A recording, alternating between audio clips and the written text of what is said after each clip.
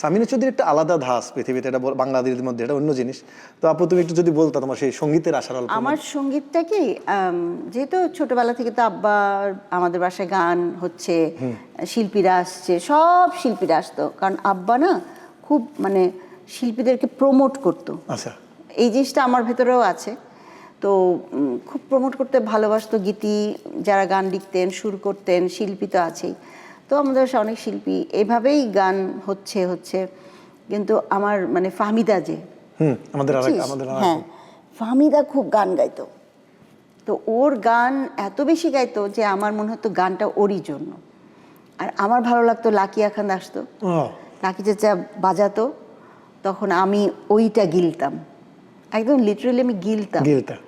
এবং আমি চুরি করতাম, মানে চোখ চুরি যাকে বলে, চুরি করে করে আমি শিখতাম। তো কিবোর্ড শেখা, গিটার শেখা, আমি ভাবলাম যে আমি কি মানে মিউজিশিয়ান হব। তারপরে আমার ভালো লাগা শুরু হলো ফেরদৌসী মজুমদারের নাটক, আল মনসুরের অভিনয়। রীতিমতো ফেরদৌসী মজুমদার এবং আল মনসুরকে আমার মেন্টর করে নিলাম, আমি অভিনয় করতাম। তাই অভিনয় করছি, জুলিয়াস সিজার, ব্রেক, খবর পড়ছি, সব রেডিওতে। কিন্তু এমন সময় আমার মানে ৭৭ সালে আসলো নতুন কুড়ি, একটা হলো নতুন কুড়িতে জোর করে আমাকে আমার খালা আর ফাহমিদা নিয়ে গেল। একটা গান গাইলাম দেশের, ওটাতে আমি ফার্স্ট হয়ে গেলাম। আমি কিন্তু নিজেও যাই না আমি গান গাইতে জানি। তারপরে হয়ে গেলাম, ওটা তো 77-এ পর্ব শেষ। ৭৮ বা ৭৯-তে আমাকে আলাউদ্দিন চাচা আসলো। হ্যাঁ, আলাউদ্দিন চাচা এসে হঠাৎ একদিন বাসায় এসে পাবলিকাটা নিয়ে, ভাবি আপনার মেয়েকে নিয়ে গেলাম। আপনার আম্মুকে বলতেছে? আমি বারান্দা ঝাড় দিচ্ছিলাম, হ্যাঁ, তখন আমি ক্লাস 8-এ উঠবো। এই তো তারপর নিয়ে গেল, নিয়ে গিয়ে আমাকে একটা গান তুলে দিল, বললো যে তুমি এই গানটা গাও। গাইলাম, জন্ম থেকে জ্বলছি। তো আমার কিন্তু আমি গাচ্ছি, কিন্তু আমার কোনো মানে নাই, কোনো অনুভূতি নাই। শুধু এইটুকু বুঝলাম যে গানটা যেমন নিচে তেমনি চড়া। তার 2 মাস না কয় মাস পরেই আবার আসছে আলাউদ্দিন চাচা, এসে বলছে ভাবি আপনার মেয়েকে দিয়ে তো গান হবে না।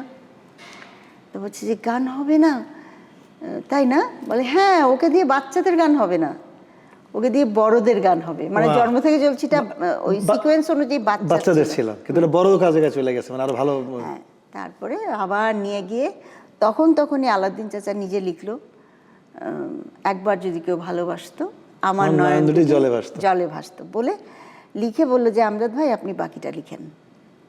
আমাদের আমজাদ হোসেন, আমজাদ চাচা এই শুরু করে রেকর্ডিং হয়ে গেল। এই শুরু হয়ে গেল আমার। আপু তাহলে প্রথম প্লেব্যাক দিয়ে শুরু হলো, নতুন করে তো গেল একটা দেশের বাচ্চাদের প্লেব্যাক দিয়ে আমার বারে যাত্রা শুরু। দেখো অনেক দর্শক জানতো না কিন্তু যে তুমি যে প্লেব্যাক দিয়ে শুরু মূলত, কিন্তু আজকে প্রমাণিত। আমিও জানতাম না কিন্তু এত কিছু, তাই না? হ্যাঁ, আলাউদ্দিন ভাইয়ের সাথে, আলাউদ্দিন চাচার সাথে আমি প্রায় বসতাম, শ্রুতিতে তো গেলেই সে আছে। তো এই প্রথম জানলাম যে তুমি সেই প্লেব্যাক দিয়ে তোমার শুরু হলো যাত্রা। প্লেব্যাক দিয়ে আমার শুরু হলো, এটা তো গেল। তারপর ওটা 81 সালে রিলিজ পেল। 82 সালে টেলিভিশনে বড়দের গ্রুপে আল মনসুর। আচ্ছা, হ্যাঁ, নাটকের। তখন বেলাল ভাই, যেই বেলাল ভাইকে আমি মানে রীতিমতো আমি ফলো করতাম ওনার অভিনয়, সেই বেলাল ভাইয়ের সাথে আল মনসুরের সাথে আমার হয়ে গেল ফ্রেন্ডশিপ। এমন ফ্রেন্ডশিপ, অনেক বড় ছিল আমার চাইতে। তো এবং কিন্তু তখন আমার ঝগড়া, এই ঝগড়ার মধ্যে ওই ফুল ফোটে ফুল ঝরে গানটা হলো 82 সালে টেলিভিশন। সেটাও জানতাম না, ফুল ফোটে ফুল ঝরে। আমি মনে করছি রিসেন্ট গান, মনে হয় না, এটা তো 82-র গান, আমাদের জন্মের সময়ের গান। এবং সবচেয়ে মজা, 82-তে গেল টেলিভিশন, তারপর 83-তে আব্বা আমাকে রেডিওতে নিয়ে গেল। ওখানে আমি দিলাম, অডিশন হলো, আমাকে প্রথমেই বিতে নিয়ে নিল, বি গ্রুপে। এই হলো আমার serial, film, television, and then radio.